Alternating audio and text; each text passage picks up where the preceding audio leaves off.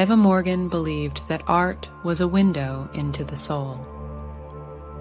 As a skilled art restorer, she had spent years breathing new life into aged masterpieces. However, when she was commissioned to restore a centuries-old painting from a reclusive collector, she had no idea how literal her belief would become. The painting, titled "The Silent Canvas," depicted a hauntingly beautiful scene. A lush garden bathed in twilight, with 4 figures, 2 men and 2 women, frozen in mid-dance. Their expressions were serene, almost too perfect, as if they were lost in a dream. Eva's workspace was dimly lit, the only light source a bright lamp focused on the painting. As she carefully cleaned the surface, she felt an inexplicable chill run down her spine. The room seemed to grow colder, and the figures in the painting appeared to shift ever so slightly under her gaze. Shrugging off the sensation, Eva continued her work, meticulously removing centuries of grime. As the days passed, the disturbing visions began. At first, they were fleeting, a flicker of movement in her peripheral vision, a whisper of sound just beyond her hearing. But soon, they grew more vivid. One night, as she worked late into the evening, she glanced up and gasped. The figures in the painting had changed positions. The 2 women now faced her directly, their eyes wide with silent pleas, their mouths open in a frozen scream. Eva stumbled back, knocking over her tools. Her heart raced as she tried to rationalize what she had seen.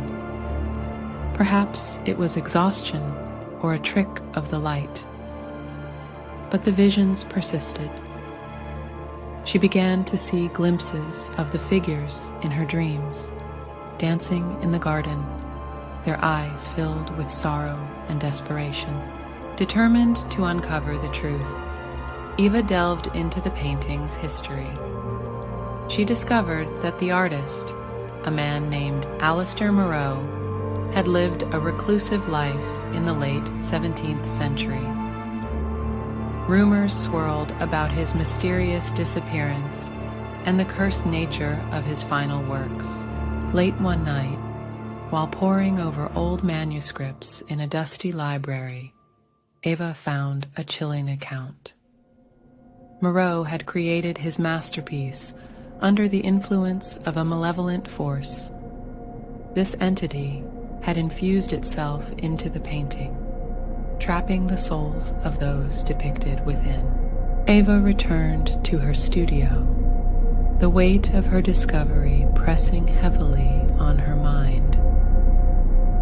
The figures in the painting seemed to watch her, their eyes now filled with a palpable fear. She knew she had to free them, but how? As she pondered her next move, the room grew icy cold, and a whispering chorus filled the air.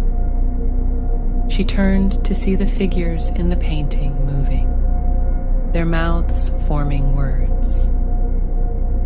"Help us," one of the women pleaded, her voice faint but desperate. Eva's breath hitched. "How do I free you?"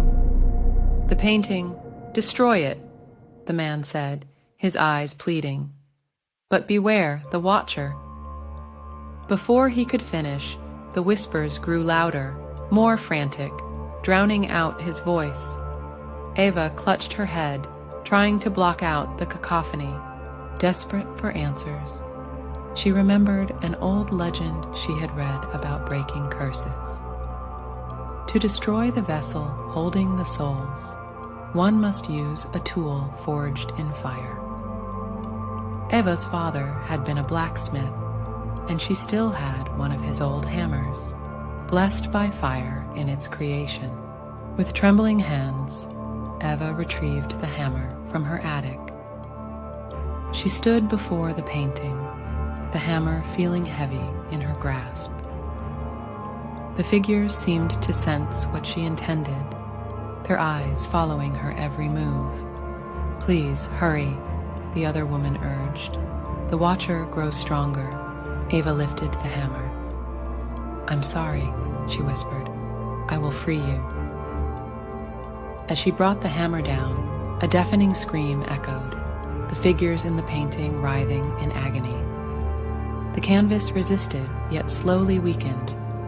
With one last, desperate swing, the painting shattered, dissolving into dust. A profound silence fell over the room. Eva collapsed to her knees, the hammer slipping from her grasp. The air felt lighter, the oppressive weight lifted. The souls were free, or so she thought. In the silence, a low, malevolent chuckle filled the room. Eva's blood ran cold as she looked up to see the shadows coalescing, forming into a dark, towering figure with eyes like burning coals. "You think you can break my curse so easily?" the Watcher hissed, its voice a blend of menace and mockery. "The souls may be free, but the debt remains. And now, it's your turn to pay." Eva stumbled back, her heart pounding. "No, I won't let you take me." The Watcher's grin widened. "Oh, but you have no choice. The pact is sealed." Before she could react, the Watcher lunged at her, its form enveloping her in darkness. Eva screamed, her voice echoing. The room grew cold, the light dimming as the Watcher's laughter filled the air. When the dawn broke, the studio was silent. The shattered fragments of the silent canvas lay scattered on the floor, the air heavy with an unspoken promise. Somewhere in the depths of the painting's remains, a new figure had appeared, a woman, her face frozen in a silent scream. And the Watcher waited, knowing that someday someone would come to restore the painting once more.